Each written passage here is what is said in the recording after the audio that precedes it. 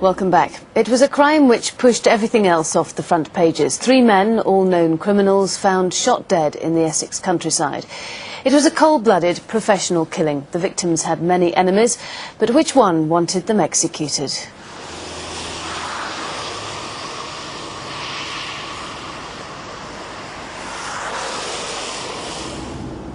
All 3 of these men have earned their living through crime, ranging from armed robbery through to drug stealing. All 3 men were known to the police as serious, big-time criminals in the Essex, East London area.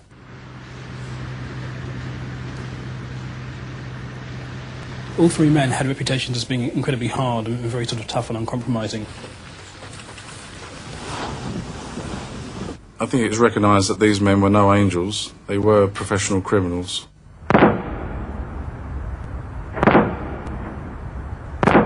On December the 6th, they died in a hail of bullets.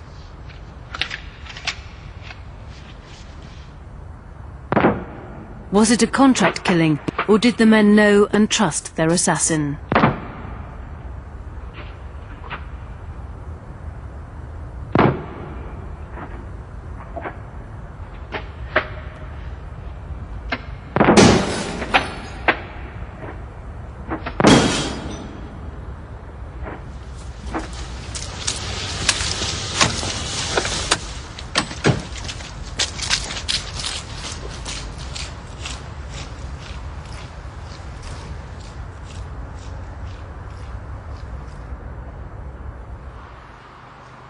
It's December the 7th at White House Farm near Rettendon, Essex.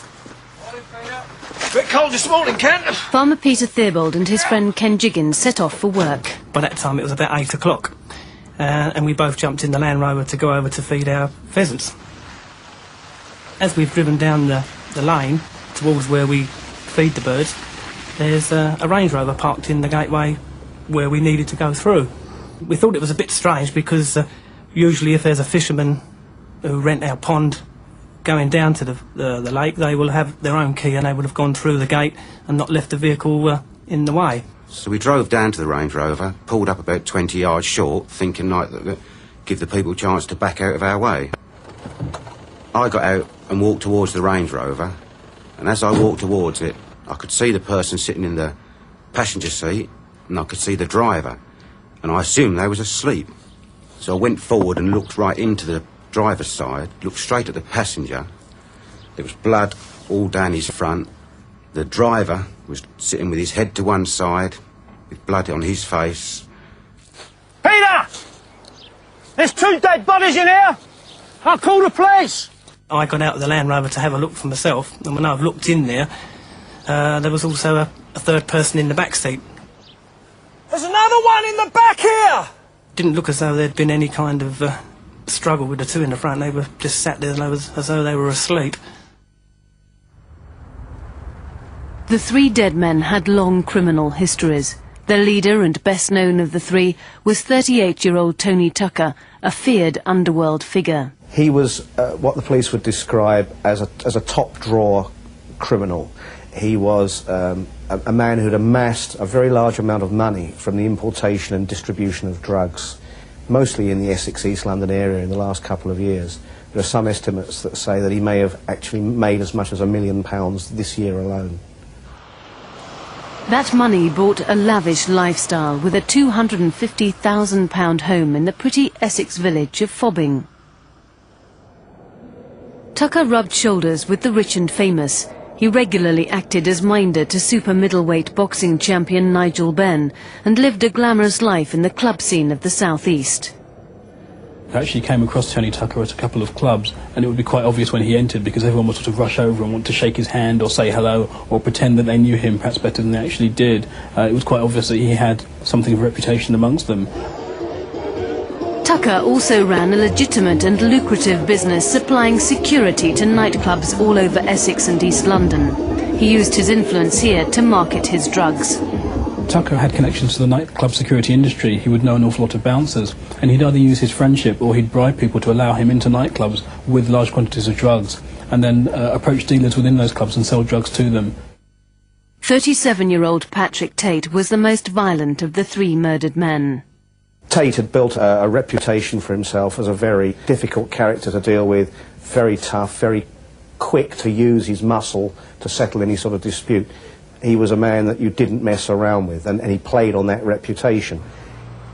The owners of this Essex takeaway can testify to that. Unable to supply him with exactly what he wanted, Tate wrecked the restaurant and beat up the staff. But the man who could fly off the handle in a moment was, according to his family, also a loving father, partner and son, whose short temper was heightened by the influence of drugs. Tate was a steroid taker. He was a dedicated bodybuilder. This exclusive footage was shot when the 18.5 stone 6-footer was serving a 14-month jail term in Wandsworth Prison.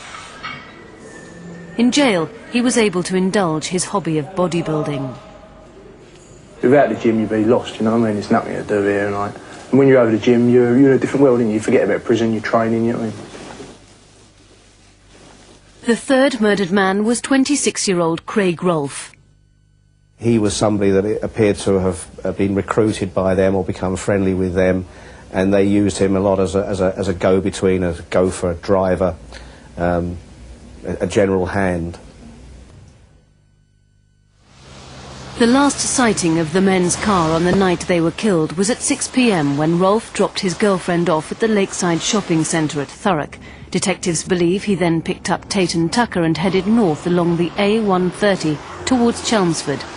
This was rush hour, and the metallic blue Range Rover, registration F424NPE, would have had to stop traffic as it turned across the main carriageway into the remote bridleway near Rettendon where the killing took place. It could have held you up. Did you see it? What time was it? Did you notice anything unusual that night? The Range Rover was bought just a few weeks before the killing. Police want to trace anyone who's been in it. Have you been a passenger, or do you know someone who has? The murder probably took place between 7 p.m. and 9 p.m. on Wednesday, December the 6th. Both Tate and Tucker had dinner dates at 8 p.m. that night, and despite having mobile phones with them, neither rang to cancel. Police believe the men had used the location before and knew and trusted their killer, a man they believe will kill again. We believe it was a meet to further a drugs deal. It's clearly a place that they would have been told to go to. It's not the sort of place that you would just happen upon. It's not a lane that's very well known to anybody in the area. It is my view that if they thought they were in danger by going down this track, they would have armed themselves. In view of the fact that they haven't armed themselves, it tends to suggest to me that they were meeting a well-trusted friend or associate and did not fear for their own safety. The killer fired 8 times. Police think he used a 3-shot pump-action 12-bore sawn-off shotgun. It was a clinical killing, the assassin reloading his gun twice, walking around the car to put another shot into Tate and Tucker. The 3 men would have had no chance to react. It would all have been over in a few seconds. I've tried to figure out in my own mind the sort of person that I'm looking for in this offence. I think that I'm looking for somebody who is cool and calculated and prepared to kill 3 people at point-blank range without giving it another thought. That takes a lot of planning, it takes a lot of nerve, so this man is a fearless person, I would suggest. The murder scene is an isolated track not far from White House Farm. It's a favourite location for gun clubs, so gunshots after dark is not unusual. The killer must have visited the area in the days before the murder to plan the killing. Did you see anyone acting suspiciously in the lane in the week before the murders? Perhaps an unfamiliar vehicle parked there. If you have any information which might help detectives, then call them now on 01245 328 233. That's 01245 328 233. Alternatively, you can call Crime Stoppers on the usual number 0800 555 111. It's time for another break now. We'll be back in part 3 asking for your help to catch a fraudster with a love for the sea.